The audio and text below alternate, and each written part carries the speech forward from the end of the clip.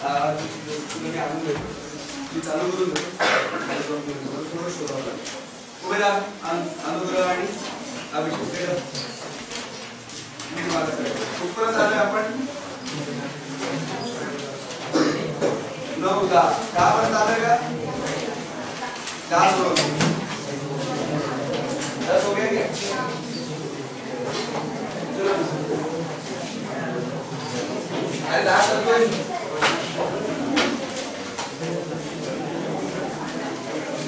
आणि भाषी हालचाल करायला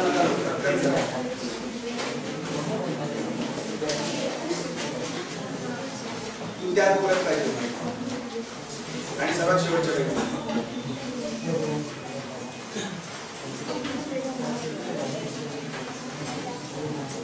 आकाश तुला गडबड केली तर तुला इथे बोल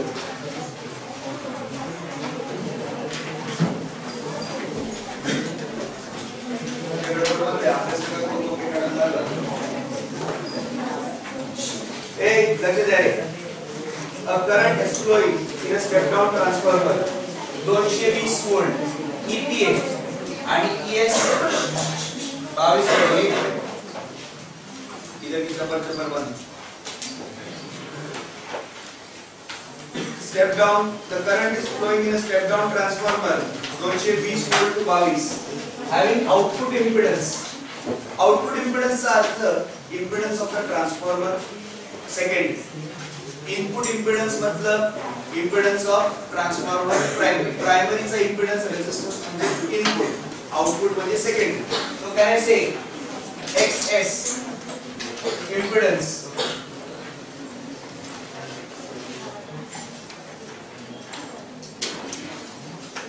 XS कवर लिहिला R कवर नाही लिहिलं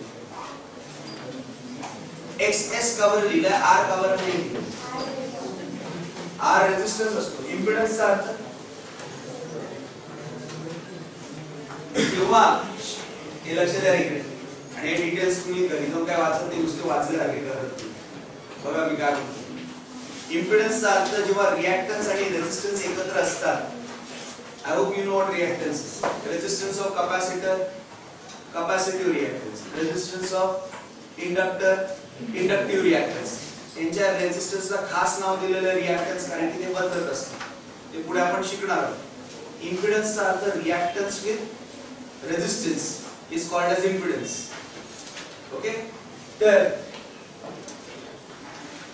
ट्रान्सफॉर्मर आहे ट्रान्सफॉर्मरची जी कॉइल आहे will it have inductance or will it have capacitance inductance खरं तर ट्रान्सफॉर्मर कॉइलला दोन गोष्टी असतात एक तर त्याला इंडक्टन्स असतो आणि दुसरा म्हणजे त्याला रेजिस्टन्स असतो ते पुढे बघूया पण एवढं लक्षात ठेवायचं इंपेडन्स चा अर्थ resistance with reactance so let XS be equal to 220 ohm reactance ची पण युनिट 220 सॉरी रिएक्टन्स ची युनिट पण ओम इंपेडन्स ची युनिट पण ओम नाउ व्होल्टेज माहिती इंपेडन्स माहिती करंट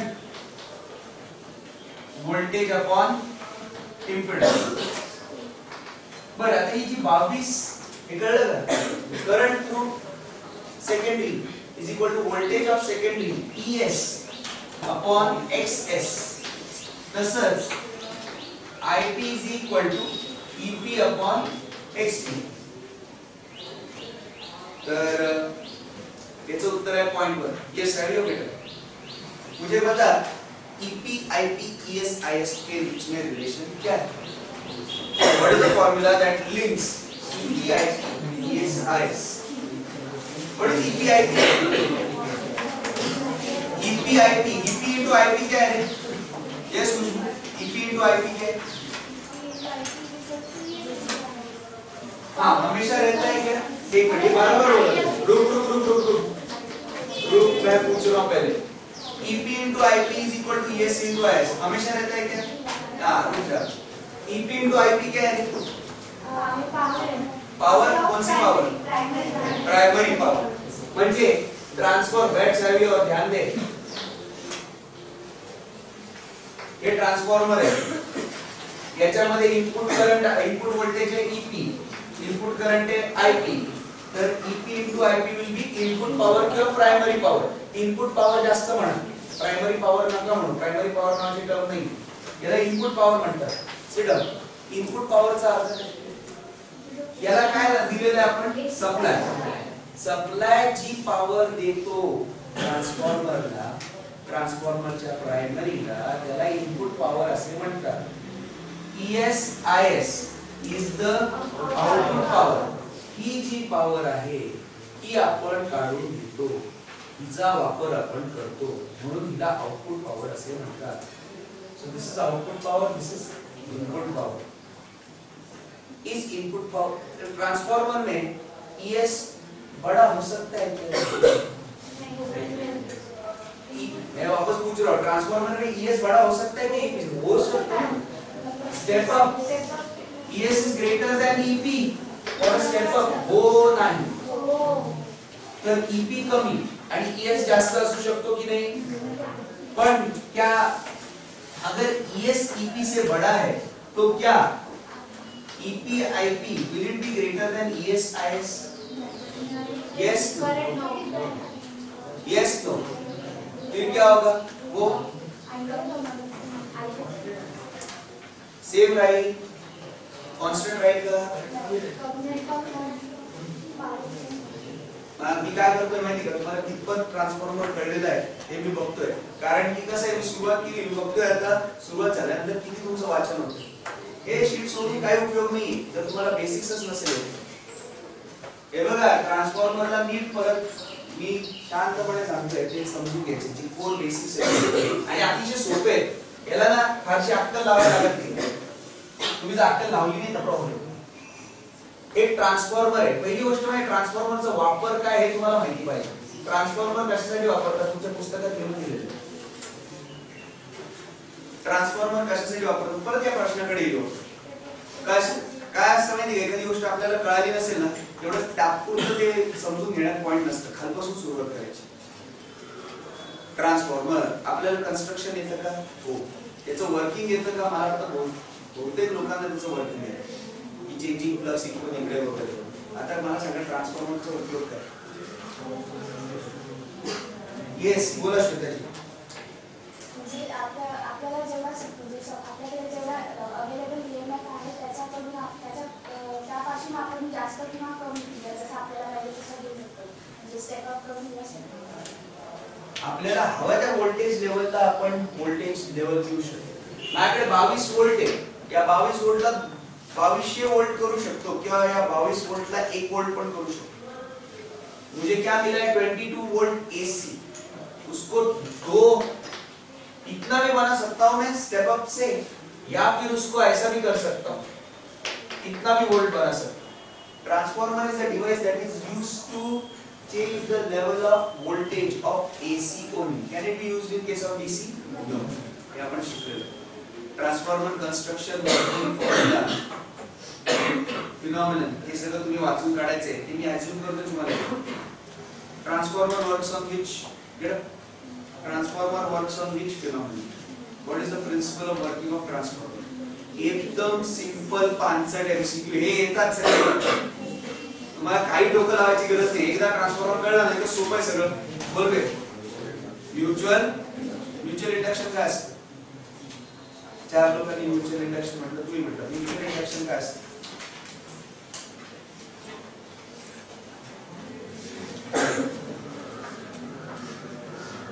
कमीत कमी घरी जाऊन टेक्स्ट बुक वाचून येणे ही अपेक्षा आहे. तुम्ही जर ती नाही पूर्ण करू शकत तर फार कठीण आहे. तुम्हाला येत नाही. आकाश गिळक, म्युच्युअल इंडक्शन काय?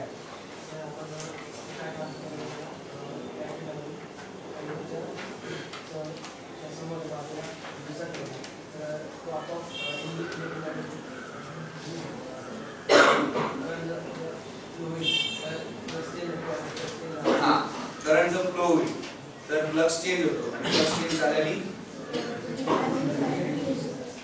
त्याला काय म्हणतात? बसा, दयनीय परिस्थिती आहे. त्याचं कारण वाचन. आपण मला असं वाटतं आपण तिथल्या तिथेच घोळ करणार आहोत, बाकी काही.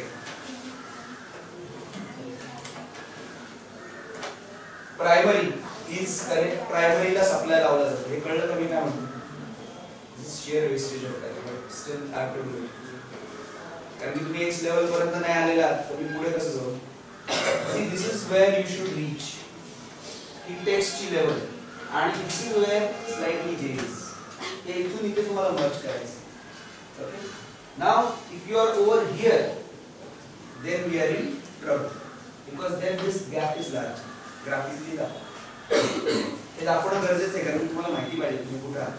ही बुकची लेवल म्हणजे बुकमध्ये असलेले कॉन्सेप्ट सगळे कमीत कमी फॉर्म्युला सकट जितकं पुस्तकात लिहिलंय तेवढं समजतं. अगदी इन डेप्थ नाही तरी ही लेवल मी मर्ज करून घेतो. पण आता मी काय करतोय तुम्हाला इकडून तिकडे देतो. So it is going to take further effort to take it over here which is going to be difficult. काय होणार मी तुम्हाला स्पष्ट सांगतो. मी इकडून इथपर्यंत आणेल. इथून तुम्ही फक्त इथपर्यंतच जा. इथून इथपर्यंत तेच लोक जातील जे इथपर्यंत आले. तुम्ही इथपर्यंत आला नाही तुम्ही काहीच करू. प्रायमरीला नेहमी सप्लाय करायचं. सप्लाय म्हणजे काय? AC supply. आणि एसी सप्लायचा अर्थ changing current. Changing current passes through the coil. It produces changing flux. Changing flux also passes through the secondary. याच्यामधला changing current produces changing flux which induces EMF in secondary. This phenomenon of induction of EMF is called as mutual induction. हा याच्यामध्ये EMF induce करतो म्हणून याला mutual. Ishwar, if I pass changing current through primary, will EMF be induced in primary? Yes. त्याला काय म्हणू आपण? बरोबर. करेक्ट. हे बेसिक्स एवढंच माहिती पाहिजे असतं तुम्हाला. सेल्फ काय, म्युच्युअल काय, मग त्याच्यावर अफेक्टिंग फॅक्टर्स आपल्याला आपोआप शिकता येतात. प्रायमरी मध्ये चेंजिंग करंट आहे, तर प्रायमरी मध्ये चेंजिंग फ्लक्स आहे. त्याच्यामध्ये EMF इंड्यूस होईल. लक्षात येईल नाही का? त्याला EP असे म्हणतात. आणि तोच फ्लक्स सेकंडरी मधून जातो. त्यामुळे सेकंडरी मध्ये EMF इंड्यूस होतो. त्याला ES असे म्हणतात. ES आणि EP मध्ये रिलेशन आहे. ES आणि EP हे वेगवेगळे असू शकतात. ते depend on number of turns. ट्रान्सफॉर्मरची खासियत जी मी सांगितली इथपर्यंत तुम्हाला कळायला पाहिजे. ट्रान्सफॉर्मरचा वापर काय? आपण ह्याला चेंज करू ES वाढवू शकतो किंवा ES कमी करू शकतो EP च्या हिशोबाने. NS जर जास्त NP पेक्षा तर ES जास्त EP पेक्षा. NS जर कमी NP पेक्षा तर ES कमी EP पेक्षा. थोडक्यात काय? NS NP च्या हिशोबाने ES EP वेगवेगळा असू शकतो. बर, इथपर्यंत आपल्याला कळलं. हे कळलेलं आहे, हे कळलं पाहिजे. इथपर्यंत तुम्ही आले पाहिजे की इनपुट काही का असे ना आउटपुट व्होल्टेज मला जे हवं ते मिळू शकतो. आता ह्याच्या पुढची लेवल मी तुम्हाला एक प्रश्न. So can I say if I increase ES जास्त आहे EP पेक्षा म्हणजे आउटपुट व्होल्टेज अधिक आहे, इनपुट व्होल्टेज कमी आहे, तर काय हे बरोबर आहे का? ES IS काय आहे? Output power. हे बरोबर आहे का चूक आहे? चूक असेल तर का बरं चुकीचं हे सांग. अरे ट्रांसफॉर्मर अतिशय 5 चैप्टर है. बोल रहे सर पावर बढ़ेगी कैसे? आउटपुट इनफैक्ट वो लॉस होगी ना. और हम इसमें करंट जो आईएस है उसको चेंज करके हम स्टेप मतलब बढ़ाते. जैसे आपने 22 को 22,000 जो किया, हम करंट भी इसमें करते तो करंट तो हमेशा कभी ना कभी मतलब रास्ते में लॉस ही होगी ना. तो फिर आउटपुट पावर कभी ज्यादा नहीं होगी. बरोबर. आता मी तुम्हाला साध्या भाषेत सांगतो. पावर म्हणजे काय माहिती? Power is the rate at which energy is supplied or the rate at which energy is utilized. Input power चा अर्थ खरा टेक्निकल अर्थ EP IP is input power is the rate at which हा जो supply आहे हा किती energy supply करतो per second. This is input power. Current म्हणजे एनर्जी आहे की नाही? हां. तर करंट जूल्सच्या टर्म्स मध्ये एनर्जी देत असेल की नाही? हां. तर मी समजा म्हटलं इनपुट पॉवर 100 वॅट आहे. इनपुट पॉवर म्हणजे EPIP 100 वॅट आहे. याचा अर्थ हा जो AC सप्लाय आहे हा 100 जूल्स पर सेकंड सप्लाय करतो. So can I say it is energy per unit time being supplied to the input. आता मला सांगा 100 वॅट जर इनपुट आहे तर 110 वॅट आउटपुट असू शकतं का? ज्या रेटनी मी एनर्जी आतमध्ये टाकतोय त्याच्यापेक्षा जास्त रेटनी एनर्जी बाहेर पडते असं शक्य आहे का? म्हणजे मी तुम्हाला जर एका मशीन मध्ये 100 ऍपल टाकले तर त्या मशीनच्या बाहेर 110 ऍपल पडू शकतात का? नाही, कारण की ऍपलचं निर्माण होऊ शकत नाही, ते झाडांवर उगतात ना. झाडांची एनर्जी गेट्स कन्वर्टेड इनटू ऍपलची energy. So energy cannot be created, हो की नाही? जेवढी इनपुट एनर्जी असेल तेवढीच आउटपुट एनर्जी असेल. इनफॅक्ट आता खुशबूचं नेक्स्ट जे स्टेटमेंट होतं ते जास्त इंटरेस्टिंग होतं की मी समजा 100 वॅट म्हणजे 100 जूल पर सेकंड ही पॉवर सप्लाय करतोय, तर इथे for an ideal transformer 100 joule per second ही एनर्जी बाहेर काढता येईल. Okay, so input power will be equal to output power if there are no losses if the transformer is ideal. आता याच्यात 3 वाक्य. Always input power is equal to output power for ideal transformer. त्याची efficiency 100% आहे, no losses आहे त्याच्यामध्ये. का बरं input power equal to output power हे कळलंय का तुला? कारण की एनर्जीचं निर्माण होऊ शकत नाही. मग उत्तर काय? जर मी शिकवलेलं आहे 22 व्होल्ट आउटपुट आहे आणि इनपुट 220 व्होल्ट, हे आपण उलट करूया. 22 व्होल्ट इनपुट आहे आणि आउटपुट 220 आहे, PS 220. इनपुट करंट आहे 1 तर आउटपुट करंट 0.1. का तर तुम्ही जर व्होल्टेज वाढवलं तर करंट कमी होईल आणि तुम्ही जर व्होल्टेज कमी केलं तर करंट वाढेल. Ultimately the product remains, it has to remains, otherwise it will violate the law of conservation of energy. तर मी हे जर असं शक्य असतं तर मी 100 ट्रान्सफॉर्मर असे लावले असते, कशाला एवढी झटमारी केली असती? डॅम बांधा, मधून पाणी पाडा. एक डॅमला बांधला असता 1000 ट्रान्सफॉर्मर लावले असते, सगळे घरांचा प्रश्न मिटला असता. So energy cannot be created. Transformer काय करतो? फक्त व्होल्टेज वाढवतो किंवा कमी करतो.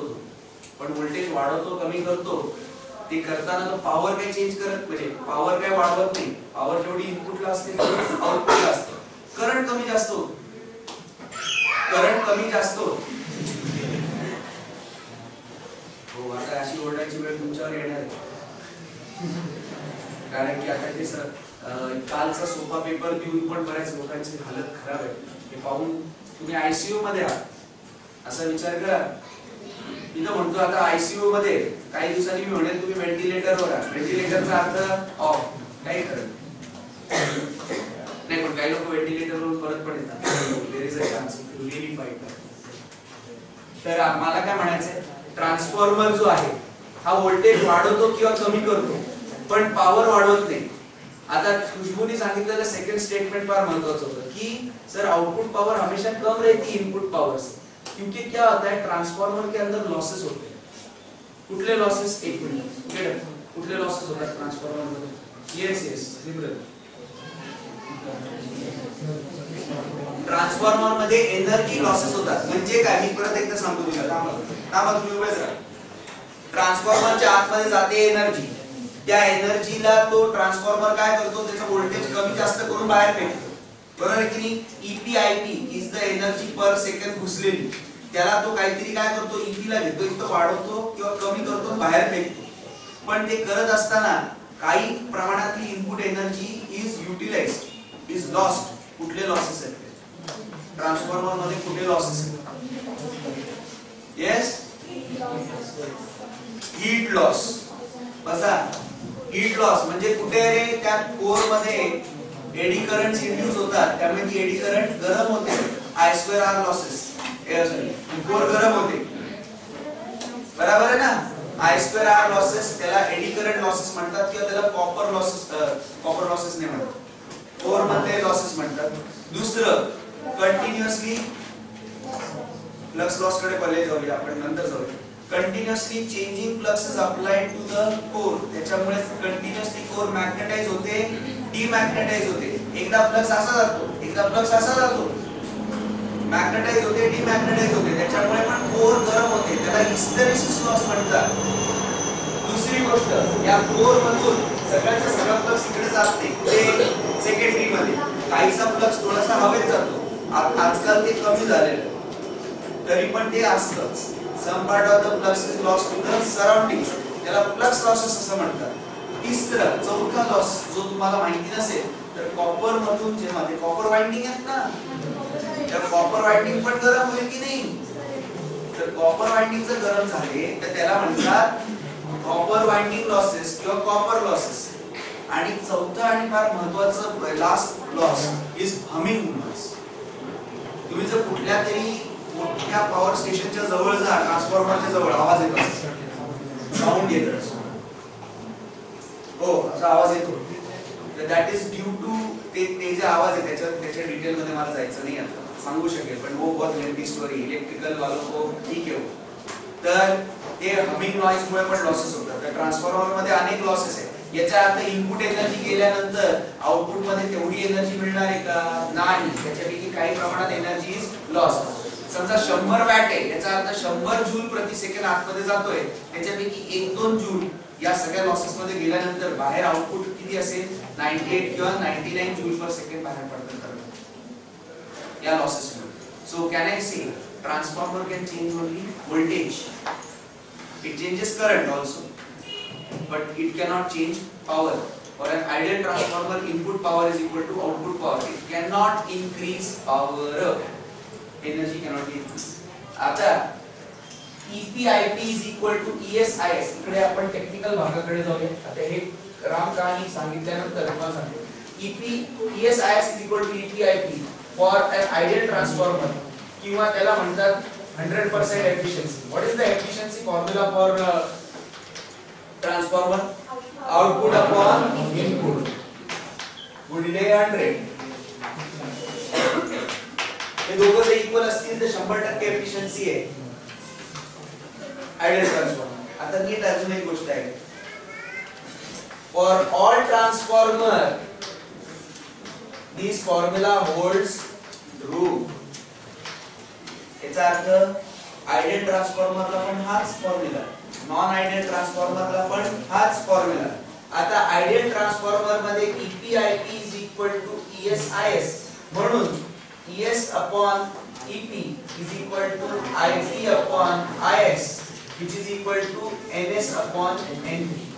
तर आयडियल ट्रान्सफॉर्मर मध्ये IP upon IS is equal to NS upon NP. आलं की नाही? पण हा फॉर्म्युला हे जरा ऐकून घ्या, जरा सूक्ष्म फरक आहे त्याच्यामध्ये तुम्ही गडबड करता.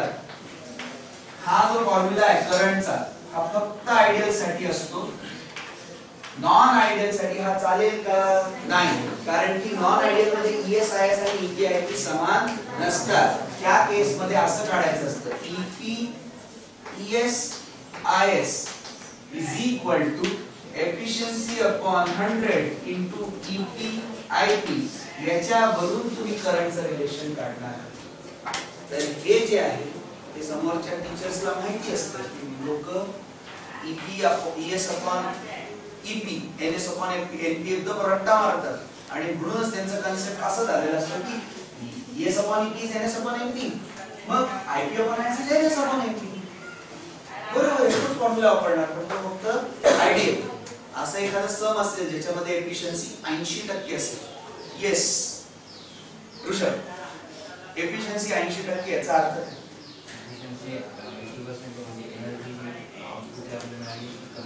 कमी. किती टक्क्याने कमी? 20. आता त्या केस मध्ये तू हा फॉर्म्युला वापरणार आहेस का? तू हा वापरशील. हे कळलं ना? हे कळलं पाहिजे. हे बाकीचं जाऊ द्या, हे पुस्तकात दिलेलं आहे. ही अक्कल जमली ना ती बरोबर जमतं. हे लिहून घ्या. तुम्हाला ज्यांना काय सिनॉप्सिस मध्ये ऍड करायचं ते करा.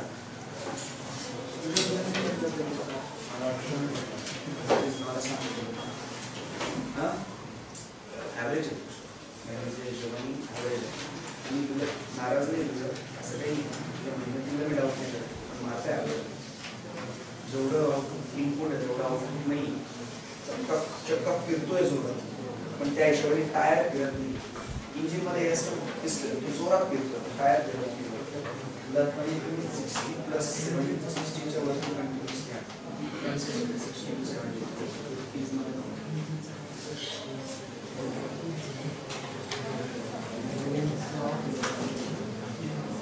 पुढे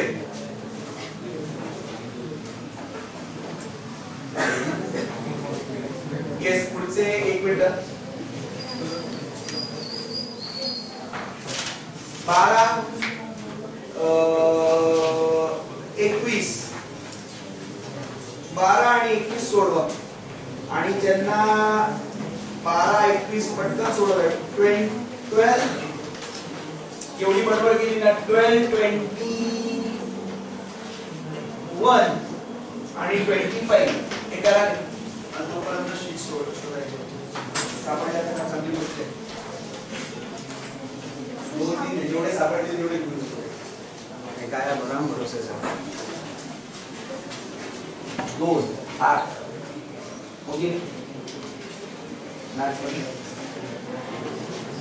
पेपर झाला तेवढं झालं ना एवढ्याच पाहिजे 2 आणि 8 काय जीवन तुझा अभ्यास नाही एक वर शांतपणे विचार कर आणि त्याच्याकडे पुस्तकाकडे तू पण अपने फ्यूचर के बारे में सोचो आइसोलेशन में कैसा होगा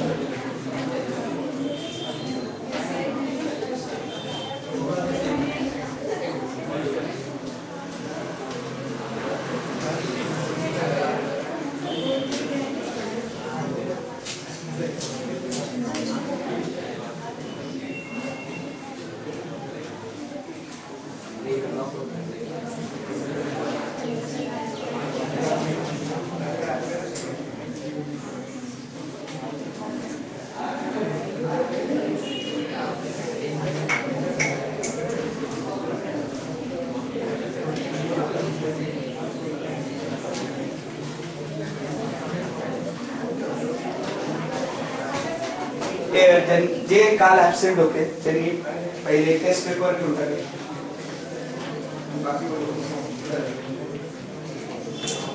पुढे तू काल ऍब्सेंट होते तू होतीस ना टेस्टला आता टेस्ट पहिले घे टेस्ट ऍब्सेंट होते टेस्ट ऍब्सेंट होते ते घे हे लागेल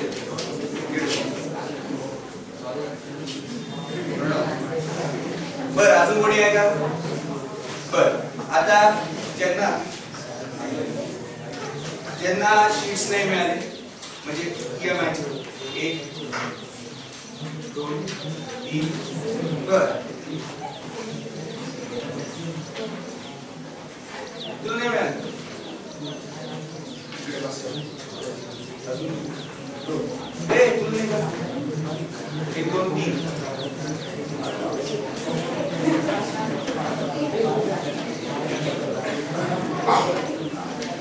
पुढे होती पुढे नाही मी पण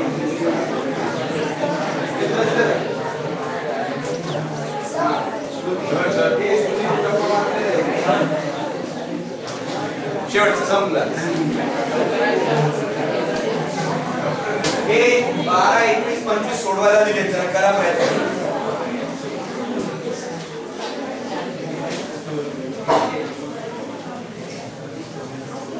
ये कल का हाईएस्ट हसमुख है 102 102 नहीं 104 102 है सॉरी लेकिन नंतर ये मान दाखवलं सर्व 102 खुशबू ने भी मुझे बताया था कि मैंने सुनने में गलती की 104 नहीं था 102 था पुष्कर इंगळे 92 और कोई तो भी है उसने 90 स्कोर किया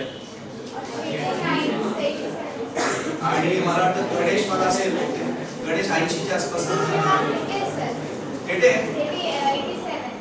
87 एक 5-6 जण फार जबरदस्त काम करतात पूर्वी से 87 88 88